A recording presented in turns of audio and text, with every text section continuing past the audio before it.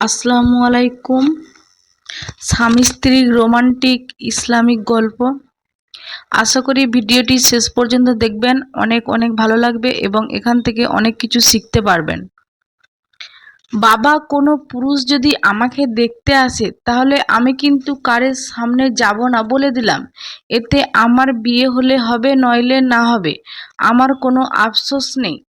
আমি এভাবে নিজেকে দেখানোর জন্য সামনে যেতে পারবো না। মেয়ে দেখতে আসলে কিভাবে খুঁটিয়ে খুঁটিয়ে দেখে তো সবাই জানো। মেয়ে মানুষ দেখুক, সমস্যা নেই, কিন্তু পুরুষ মানুষ কখনো না। মেয়ে ইনসিয়া কথায় চিন্তায় পড়ে গেলেন বাবা বেলাল হোসেন। মেয়ে যে পর্দাশীল, মাহরম নন মাহরম মেনে চলার চেষ্টা করে সেটা বাড়ির সবাই জানে, আর তাকে এ ব্যাপারে সহযোগিতা করে, কিন্তু ছেলেপক্ষের মুখের ওপর নিষেধ করবে কিভাবে সেটাই বুঝতে পারছে না। এদিকে ছেলের বাড়ি থেকে সবাই রওনা দিয়ে দিয়েছে। ছেলের ফুপু, মা, বোন, ভাই, ভাবি, মোট 6 জন আসার কথা বলেছে। এই তো কিছুক্ষণ আগে জানালো তারা গাড়িতে আছে। বিষয়টি ইনসিয়া জানতো না। তাকে জানানোর পর সে বিষয়টা একেবারে নাকচ করে দিয়েছে। বেলাল সাহেব মেয়েকে খুব ভালোবাসেন। তিনি মেয়ের সব কথার হ্যাঁ তো হ্যাঁ, না তো না মেলাতেই ব্যস্ত। তবে এই পরিস্থিতিতে কি করবেন কিছুই বুঝতে পারছেন না। বেলাল সাহেবের ফোনটা বেজে ওঠে। হাতে নিতেই দেখে ছেলের মুর্তাসিমের মা কল দিয়েছে। রিসিভ করতেই কাউকে বাহিরের দিকে একটু এগিয়ে যেতে বলেন, যেন বাড়ি চিনতে অসুবিধা না হয়।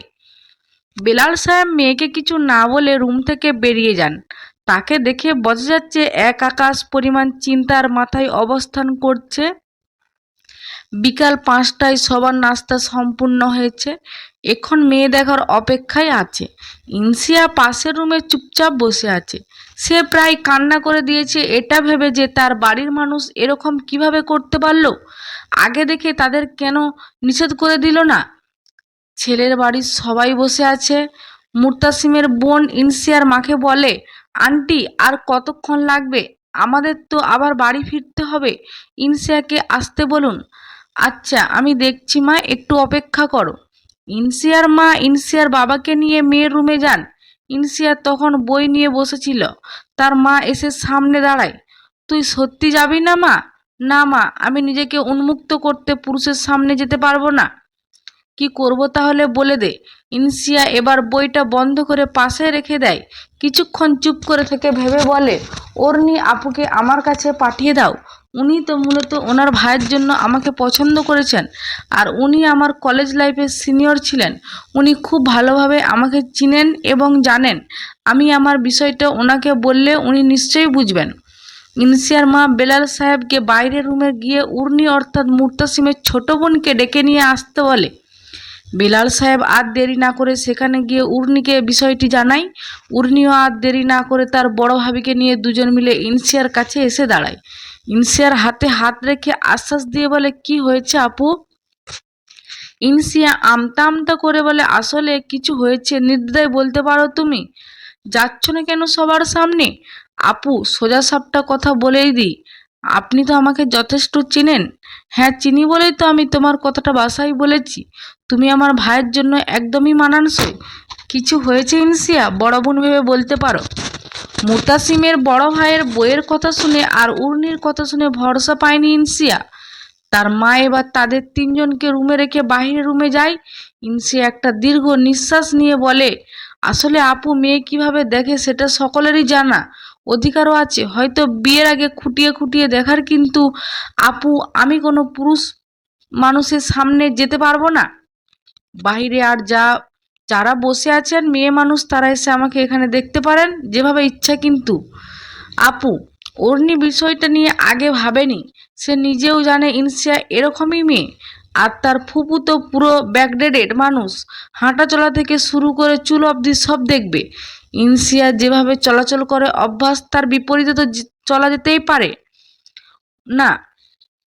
মুর্তাসিমের বড় ভাবি বলে ওঠেন, ইনসিয়া, দুজন অভিভাবক হিসাবে এসেছেন, আমার ফুফা শ্বশুর আর তোমার ভাইয়া। ওদের সামনে না গেলে বিষয়টা কেমন যেন দেখায় না। আর বিয়ের জন্য তো সামনে যাওয়াই যায়। এটা অসম্মানজনক কাজ হবে কিনা জানি না, তবে আমার পক্ষে সম্ভব হচ্ছে না ভাবি। আমাকে বাবা আগে জানায়নি, বাবা জানালে এ অবস্থা হতো না। আচ্ছা, আমি দেখছি বিষয়টা। ভাবি তুমি এখানেই বসো, আমি আসছি। সেদিন উর্মি সবটা সামলে নিয়েছিল। তার বড় ভাই আর ফুপা বিষয়টাকে সম্মান জানিয়েছিল। এই বিষয়ে দ্বিমত করার সাহস তাদের হয়নি। মনে মনে বেশ আনন্দিত হয়েছিল, এটা ভেবে যে এই একবিংশ শতাব্দীতেও এমন মেয়ে আছে। ইনসিয়াকে দেখে আসার পর প্রায় 2 সপ্তাহ পর মুর্তাসিম আর ইনসিয়ার বিয়ে সম্পন্ন হয়। মুর্তাসিম এখনই বিয়ে করতে চাইছিল না, কিন্তু সবার মেয়ে দেখে আসার পরের কথাবার্তা শুনে আর দেরি করতে চায়নি। এই মেয়েটাকে সে মনে মনে তার জীবনে একটা অন্যতম স্থান দিয়েছিল। ইনসিয়া বউ সাজে বাসর ঘরে অপেক্ষা করছে। দ্বিতীয়বারের মতো নিজের স্বামীকে দেখার অপেক্ষায় আছে সে। কবুল বলার পর সে একমাত্র ব্যক্তিগত মানুষটার দিকে সে তাকিয়েছিল। এই একবার তাকানোতেই যেন যুগ যুগ পার করে দিতে ইচ্ছে হচ্ছিল তাদের। একটা পুরুষ আসলেই এত সুন্দর? এই সুন্দর মানুষটা কি তার ইচ্ছে পুরুষ হতে পারবে? নিজের ব্যক্তিগত মানুষটাকে নিয়ে সে যা যা ভেবেছে, এই মানুষটা কি অমন হবে?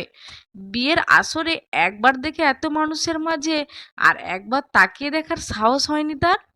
এখন বসে বসে বরের জন্য অপেক্ষা করছে। কিছুক্ষণ পরেই দরজা খোলার শব্দ পেয়ে তাকাতেই দেখে মুর্তাসিম এগিয়ে আসছে। গায়ে সাদা পাঞ্জাবি পাজামাতে তাকে অসম্ভব সুন্দর দেখাচ্ছে। গালের ছোট চাপ দাড়ি যেন সৌন্দর্যের কয়েক গুণ বাড়িয়ে দিয়েছে। এই ব্যক্তি যে কোনো মেয়ের স্বপ্নের পুরুষ হতে পারেন। মুর্তাসিম আর ইনসিয়ার দূরত্ব কমতেই মুর্তাসিমের গলার সালাম ভেসে আসে ইনসিয়ার কারণে। সালামটা ইনসিয়ার দেওয়ার কথা ছিল, কিন্তু সুযোগটা সে পেল না। মুর্তাসিম এসে ইনসিয়ার পাশে বসে এক পলকে নিজের কাঙ্ক্ষিত নারীকে নীরবে দেখে যাচ্ছে। ইনসিয়ার মুর্তাসিমের ধ্যান ভাঙিয়ে উঠে, আপনার ফোনটা দেওয়া যাবে, বাড়িতে একটু কথা বলতাম। মুর্তাসিম সাথে সাথে ফোনটা বের করে ইনসিয়ার সামনে ধরে। মুর্তাসিমের ফোনের ওয়ালপেপারে নিজের ছবি দেখে খানিকটা অবাক। আমার ছবি এখানে? হ্যাঁ, অর্ণি দিয়েছিল। একটা সত্যি কথা কি জানেন, আমি ভেবেছিলাম বিয়েটা ভেঙে যাবে, তবে আফসোস ছিল না।